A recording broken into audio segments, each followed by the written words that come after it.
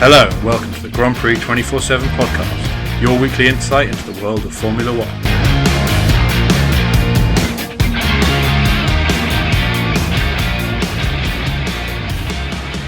If there was any doubt about Lewis Hamilton's abilities in a Formula One car after last weekend, I think he well and truly put those doubts to bed at the Styrian Grand Prix this weekend. Welcome to the Grand Prix 24/7 podcast. I'm your host, Will Dodds, and I'm delighted to be joined by Ben Stevens, the editor of the Grand Prix 24/7 website once again.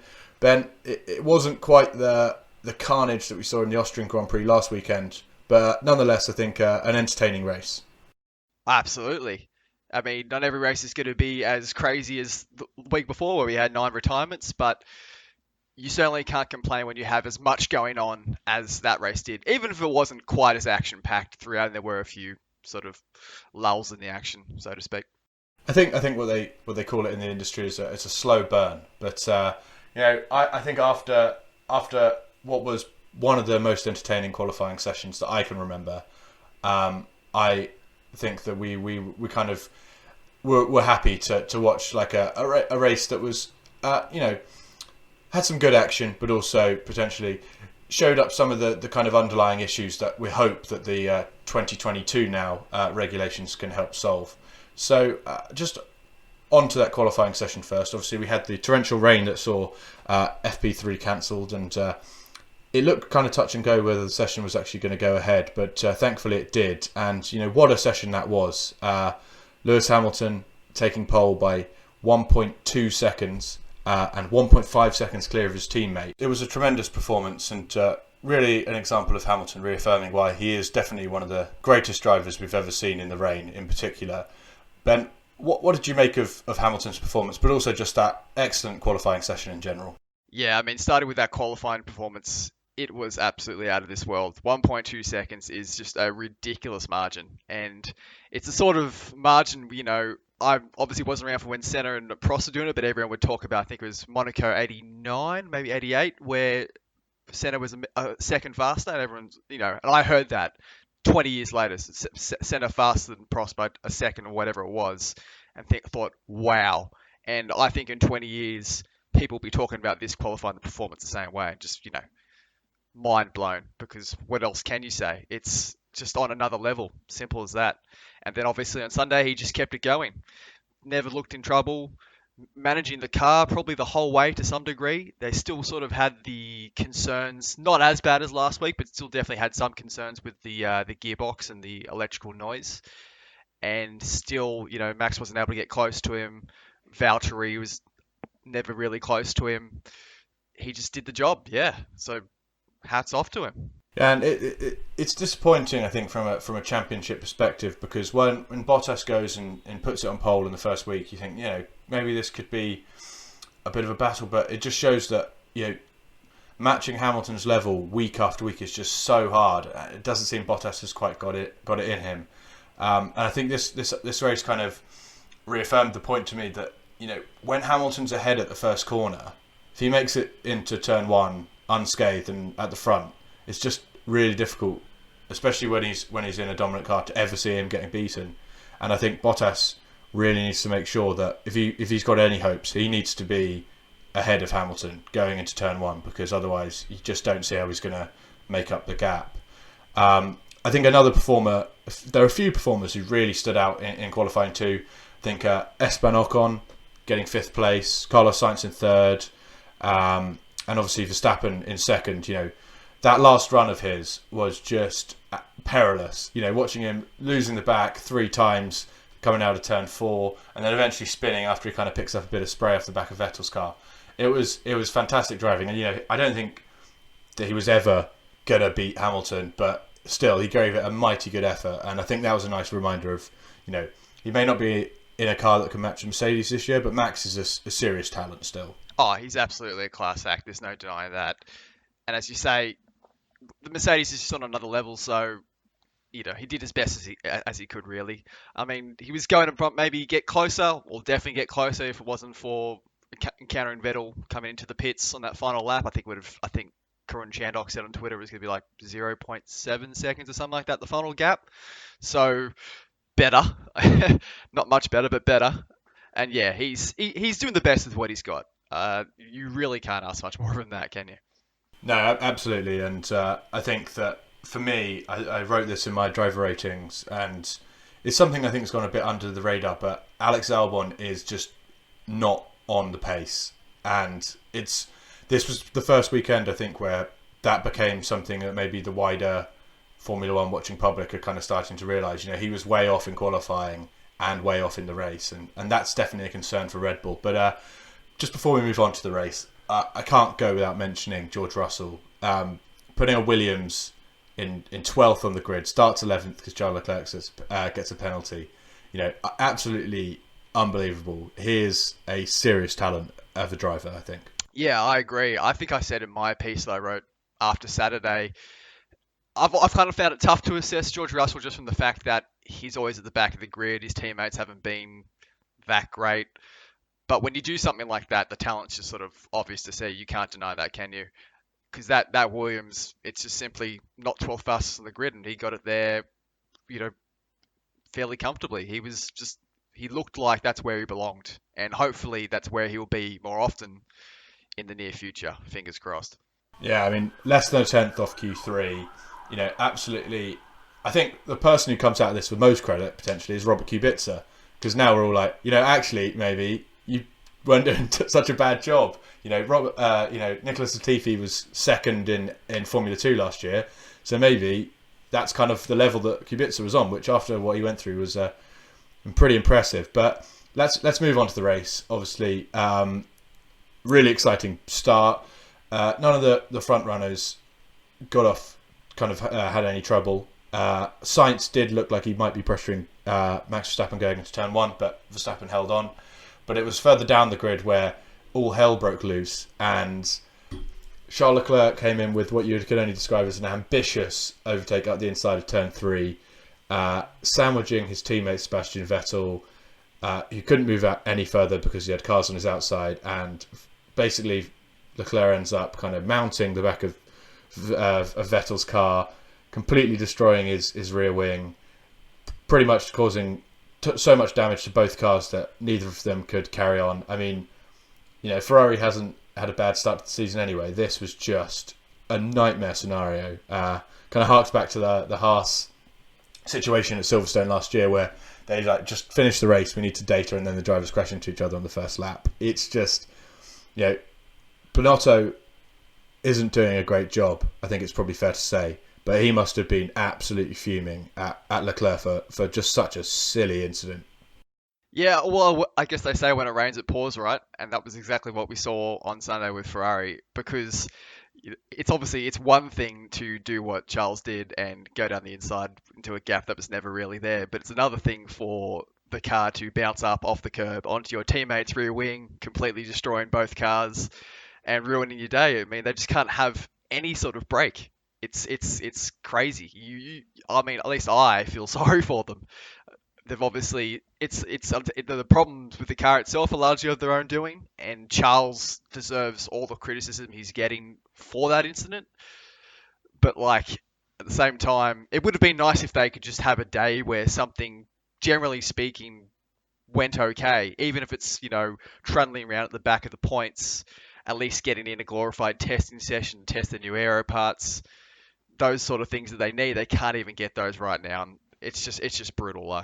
If I'm Sebastian Vettel, I cannot wait till the end of this year. I mean, it's been a pretty shit year anyway, even by any standard. And if I'm Sebastian Vettel, I just can't wait. And I think that the timing of Albon struggling, Vettel meeting with Dietrich Mateschitz in the paddock, I'm increasingly thinking that story potentially has some legs. But that's pure speculation, and we'll have to see. But Vettel back to Red Bull, I'm not going to rule that out at this stage. Really? See, I go the other. I think that is madness. I think there's absolutely no way you put Max Verstappen in the same team as Sebastian Vettel. That's just a recipe for disaster. As good as obviously Sebastian would be an upgrade on what's currently in that second Red Bull seat, but I just don't see how Vettel gets along with a firecracker like Max. I just think that's trouble. There's no way that a 4-time world champion comes in and says, yeah, I'm going to play second fiddle to 23 or he's still 22-year-old. I think that's just asking too much of him. I'd love to see it from a entertainment point of view, of course, it'd be fantastic. But I just think that's asking for trouble.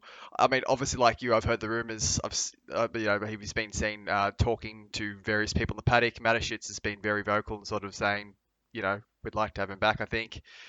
But at the same time, Christian Horner shot that down pretty comprehensively on Friday in practice. Didn't he? Said we're not looking at signing him, and I would assume that's the end of it. Although, of course, F1 words are one thing, actions are definitely another. I mean, the thing is, I can see why Horner and probably Verstappen don't want it to happen, but I think Vettel, as much as we always say, racing drivers are incredibly competitive and they're not willing to admit that anyone's better than them.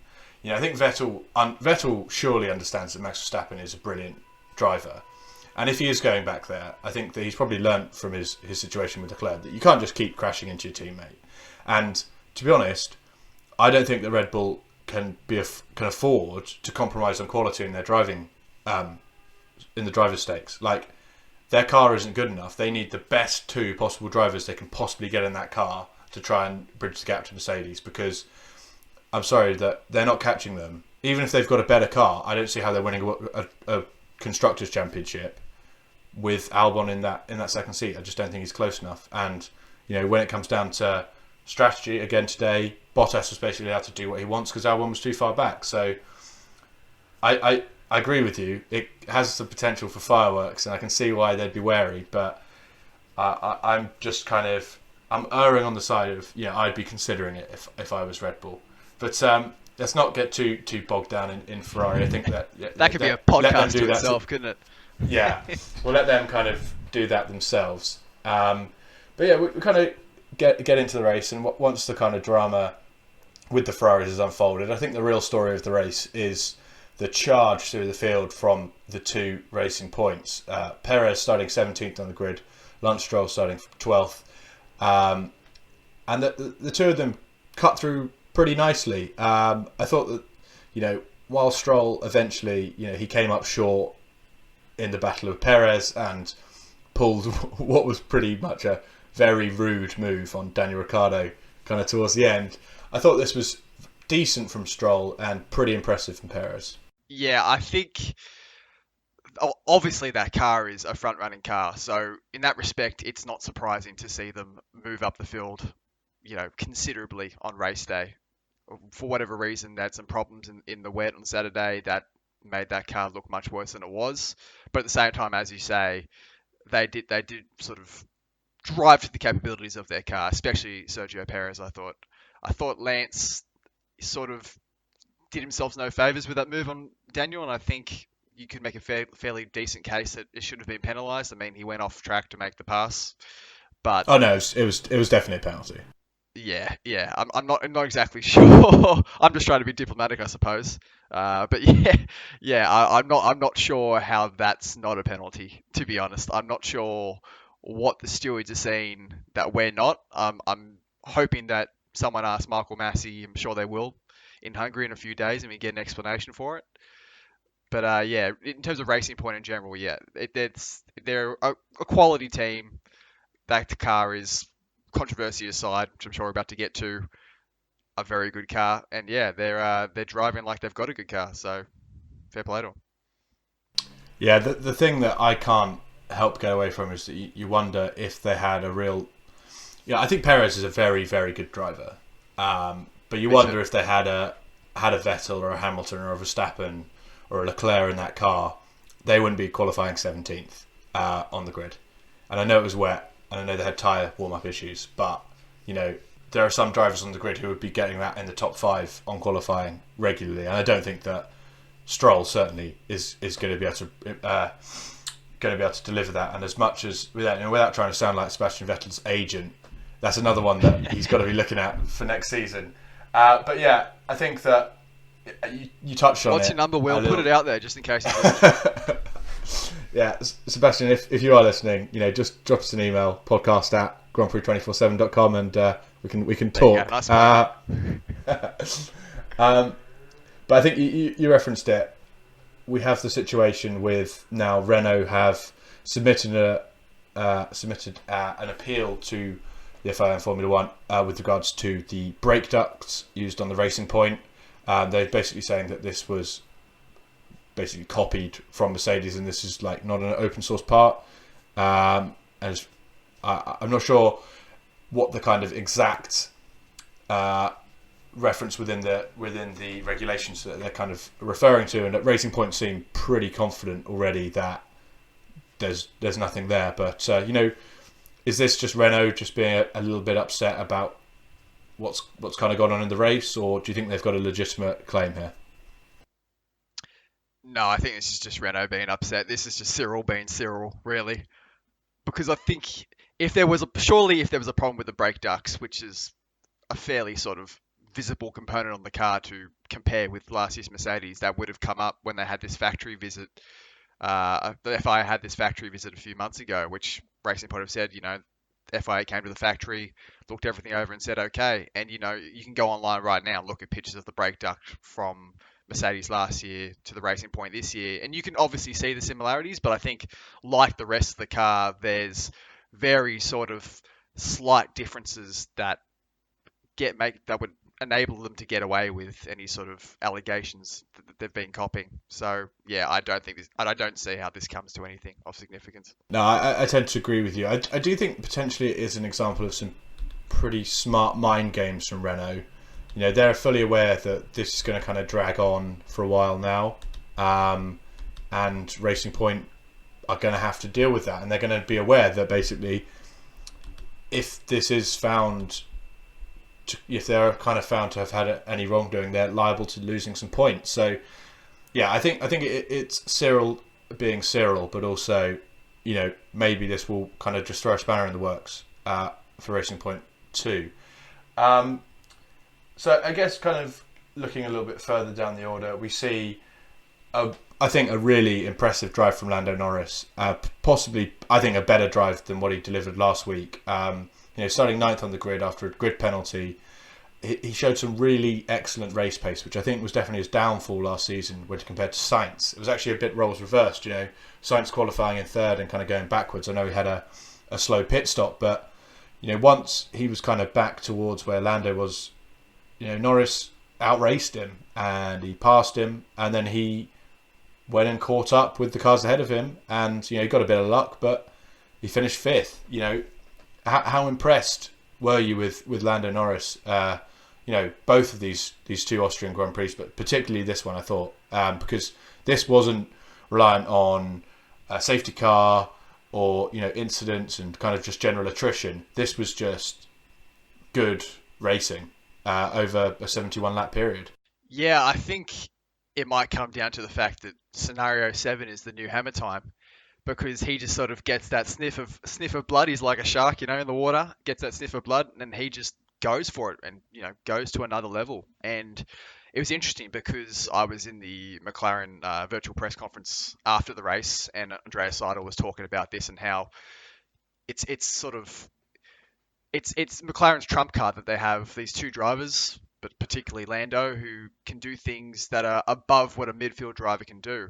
And as you say, it's a massive improvement on last season, where he wasn't bad in races, but he just wasn't as good as he was in qualifying, and it was sort of where Carlos Sainz distinguished himself.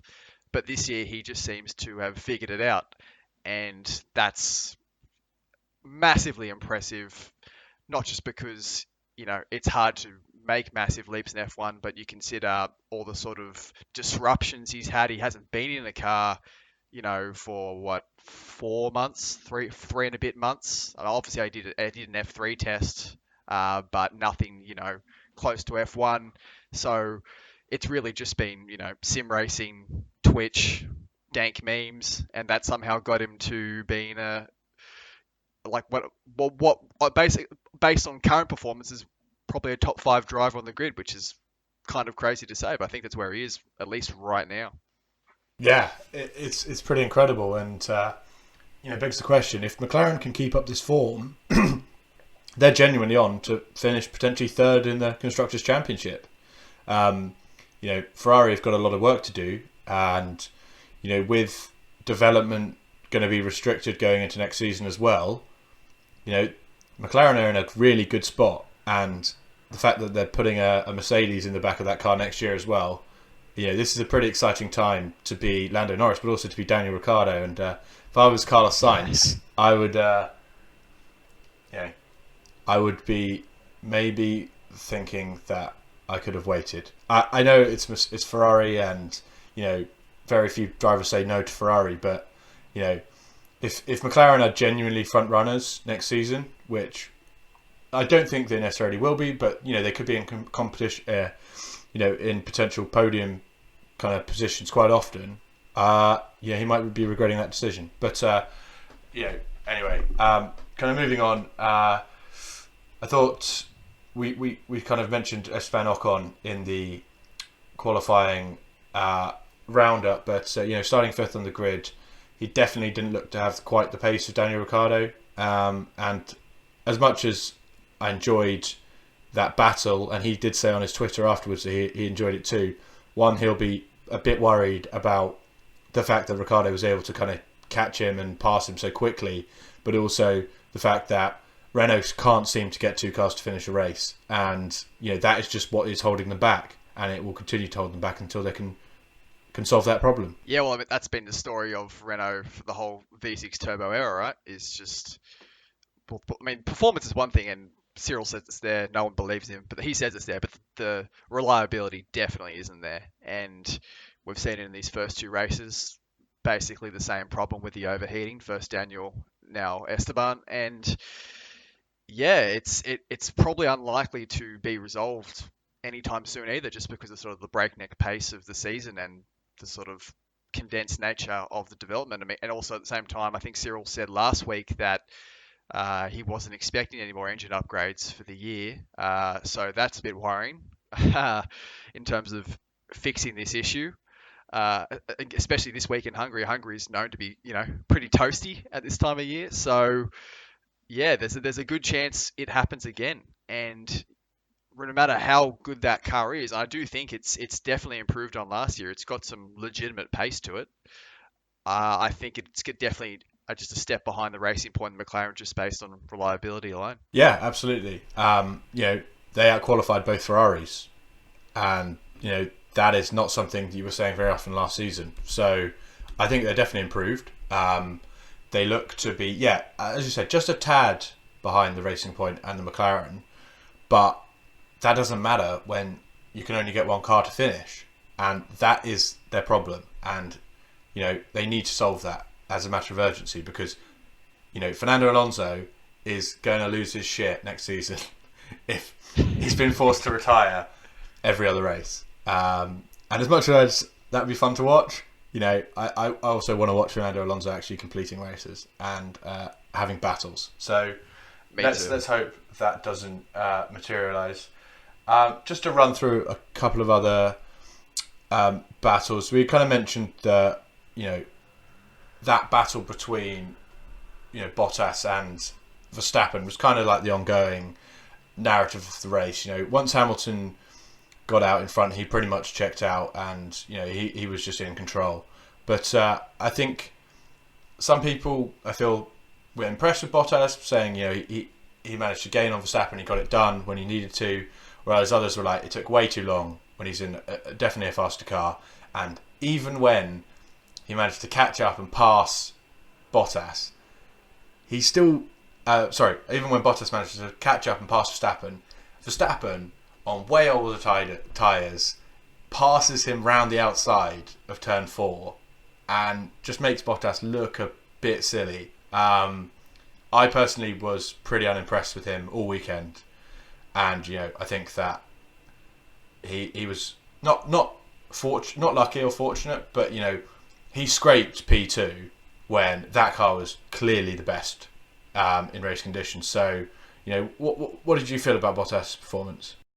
Well, I think this comes back to, you get to have these weekends where Lewis is completely out of this world, but then if you're Valtteri, you can't just completely fall off a cliff either. If he was, let's say, a 9 out of 10 last week, he was, in my opinion, a 6, and that's just not good enough if you're going to win a championship.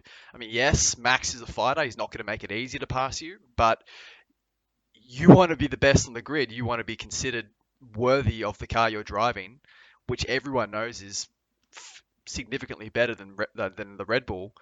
I think you've got to do a better job of getting past. I mean, the race was pretty much over once Lewis, as you said before, got past the first corner, but it was Valtteri's reticence to get past Max and the difficulty he showed that sealed it. And you do wonder what would have happened in that situation if, say, Nico Rosberg was still in the car, or going a year forward if George Russell was in the car. You know, those questions definitely aren't going away after a performance like Sunday's. See, that the thing I've got with Bottas is that while Mercedes are dominant, it's fine. Like, it doesn't matter if his level is up to scratch. But the problem is, I think that when it becomes a 2 or 3 car battle, that's when Mercedes are going to have an issue. And they've also got this problem in that Lewis Hamilton is 35 years old and could very well this season equal Schumacher's title record and break his win record. And, you know, he can't go on forever.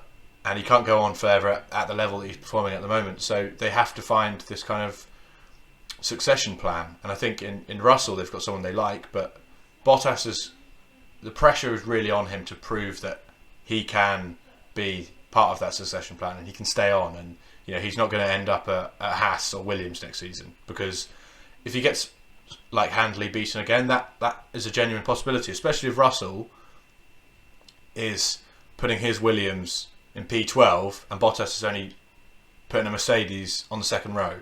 You know, that's when the questions are going to be asked. And I still think that his qualifying is good, and this was probably just a bit of an off day. You know, he isn't a brilliant driver in the rain, but I think his race pace is really a worry, and you just struggle to see how he's going to beat Hamilton in any way other than just being ahead at the start. Yeah, I think another interesting aspect of this battle is that Max Verstappen, I thought last season was quite positive. He was like, this is first year with Honda. You know, this is my team now. And he looked happy, he looked content. But after that race, he was not happy and he was not content. And I think that he was probably sold a lot going into this season. You know, he signed a massive new deal. He was told Honda are going to improve, and Red Bull aren't any better than they were last year or the year before, and he doesn't seem happy about it. What do you think of Max's comments after the race? Well, yeah, I don't blame him, because I've been writing these articles all off season with Helmut Marko saying, "Oh, it's Max and Lewis. That's the championship. We've got the car. We're pushing for Max." You know, and then you can't say that ad nauseum for months on end, and then turn up first 2 races and just not be in the same category, really. So, yeah, I'd be frustrated if I was in his position too. It's obviously, it's tricky to sort of resolve that. You know, I mean, if you're Red Bull, you turn around and say, well, we're trying. What else can we do? I'd still take, obviously, Honda power over Renault power. So that, I guess, you know, it's an improvement in that respect. But yeah, it seems like everyone else now, they're going to be waiting to 2022. I mean, I will say, you know, maybe we might be overreacting a little bit. The Hungaroring should suit their car a bit more than the Red Bull ring does. So maybe it's closer there. Maybe, you know, Max just pulls something out of his ass, and, you know, there's one of those great drives where we sort of, that only Max can do. So maybe there's more to come, but as of now, yeah, the frustration makes total sense for me. Yeah, and yeah, he's such a talented driver, and as much as I think he can rub people the wrong way, and, you know, I don't necessarily like his attitude, he's fantastically talented, and I think he knows that, you know, he's on a similar level to Hamilton. I think those are the only 2 drivers on that level right now, and, you know, it's both the fact that Albon isn't there to support him, and therefore Bottas can just basically do whatever strategy he wants. Similar situation at last year's Hungary Grand Prix, where Gasly's nowhere to be seen, so Hamilton can pull that strategy on him. So I can see why he's getting frustrated, but at the same time, he needs to keep a lid on it, because if he suddenly becomes someone who's difficult to deal with, that's not going to be beneficial to Red Bull. So yeah, let's hope that maybe Hungaroring suits them a little bit better, but we also do know that is a track where Lewis Hamilton has won 7 Grand Prix. Yes, so absolutely. Yeah, we'll see how that all plays out. I guess the last thing to touch on really, with regards to the race, was that kind of slightly mad ending. Obviously, we've got Sergio Perez trying to overtake Alex Albon for 4th, which I think is a bit of a kind of indictment of Albon, considering that he started in the top 10 and Perez started 17th, and he was going to overtake him. But also a little bit of a worry, considering the fact that Albon seems to be getting in a lot of incidents, and while they're not all his fault, he's been involved a number of times with other drivers and crashing and things. So, but I guess that's not kind of the main story of it. The main story is that Perez suddenly slows down a huge amount, and we see kind of Lando and Stroll and Ricciardo all just kind of come together, all within about 10 meters on the final lap. And yeah, what is it about this track that seems to, even when things seem to be meandering to a close, why is it always kind of able to bring these mad endings? It's a great question. Makes you wonder, is there some sort of shaman in Spielberg who's cast some sort of spell on the track? I don't know. Yeah, but you do get these crazy endings just more often than you would expect. And that's why it's funny. I think a lot of the drivers, obviously 2 races in a row at a race, you do sort of get sick of the same scenery, but at the same time, there's a lot worse tracks you could have multiple races in a row. And if, something were to happen with Hungary, as has been rumoured this week, although I think it's sort of settled down now, where the UK restrictions on people from the UK is sort of, the concerns have been alleviated. But like people were saying for a while there, we could have a 3rd race in Austria, and that wouldn't have been the worst thing in the world. Because it's just a quality racetrack. Yeah, and I think that I'm glad. I'm not the biggest fan of reverse grids, but I think that I can see why the argument was being made in this situation. And for one, I'm glad that we've seen a brilliant qualifying session. And after watching that, I'd like to see someone kind of stand up and say, yeah, I think we should get rid of qualifying, because that was fantastic. And secondly, I'm just glad that this has worked out and that we've had 2 races at the same track.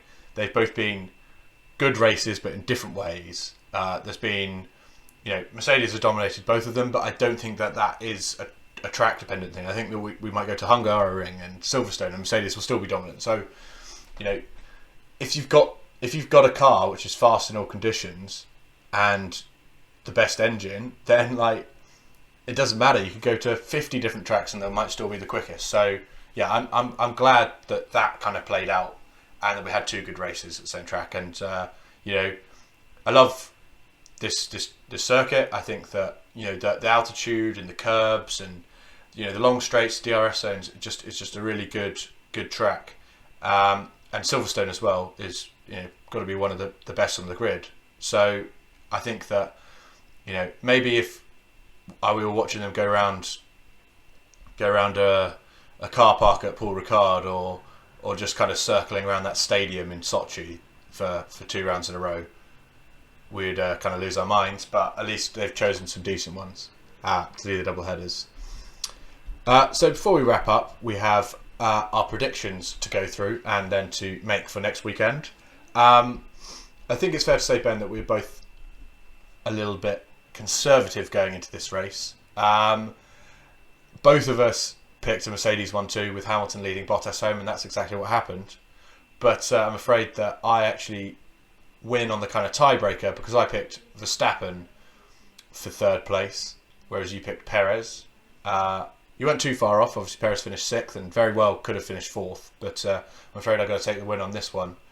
And then for our first DNF, we both chose different Alfa Romeos. You chose Giovinazzi, I chose Raikkonen.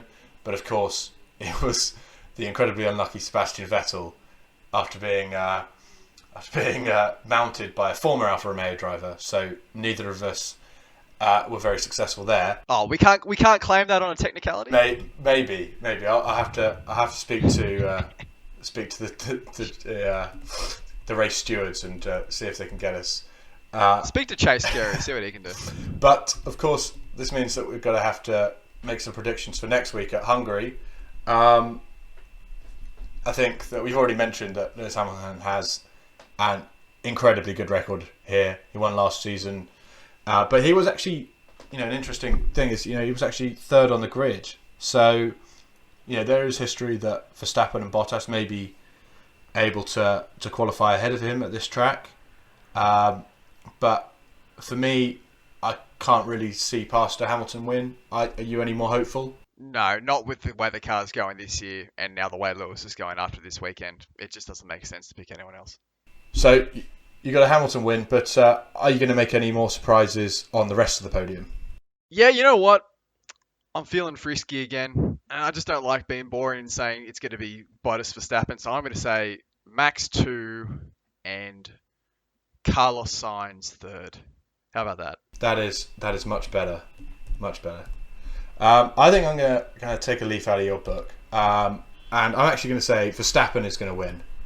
I think that the Red Bull, they're going to be really despondent after what happened this weekend. And I think they're going to put a huge amount into getting Verstappen a win early on to kind of make him feel a little bit more confident in the project. So I'm going to go Verstappen for the win, Hamilton second. I think I'm going to go for an outsider to get on the podium as well. I think I'm going to say... Oh, it's difficult. I think I'm going to... George Russell. No. Surely. No, not quite. I think I'm going to go Sergio Perez.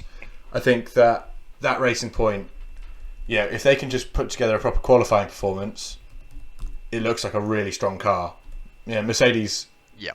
Mercedes qualified 2 and 3 here last year. They're driving that car.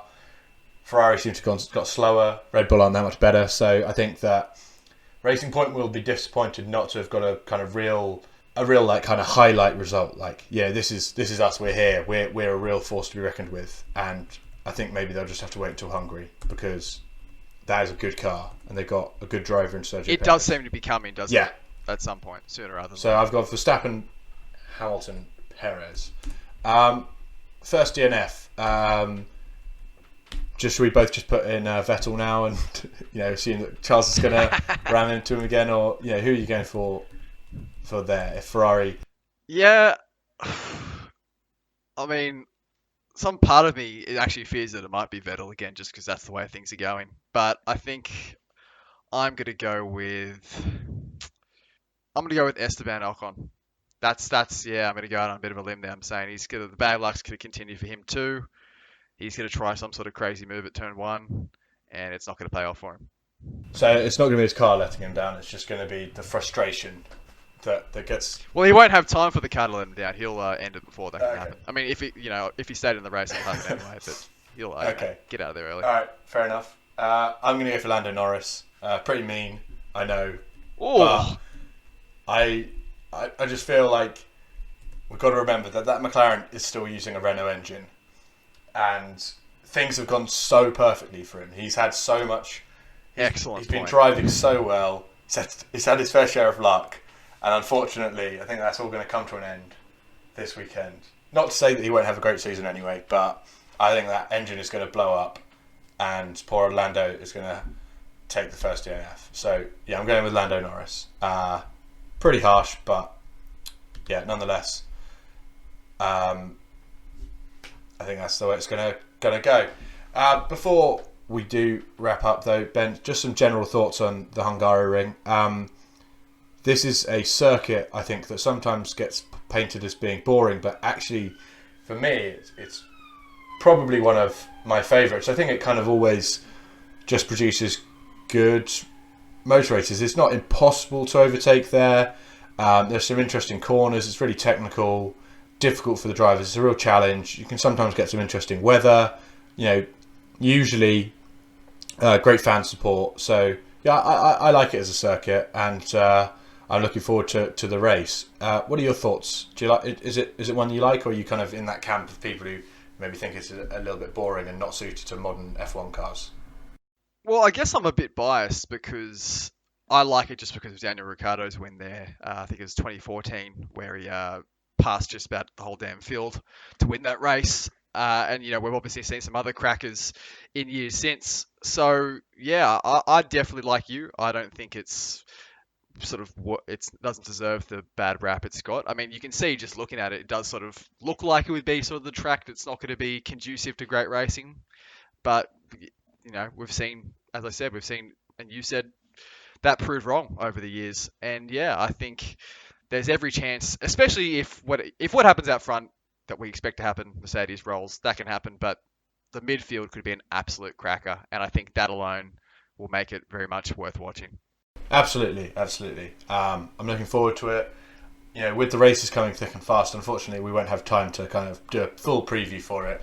But I think that it's an exciting one to look forward to. And I, for one, I'm definitely not fed up with Formula One yet. Maybe after this race, we'll be looking forward to a week's break. But I've got my Friday, Saturday, and Sunday filled with great action on track to watch.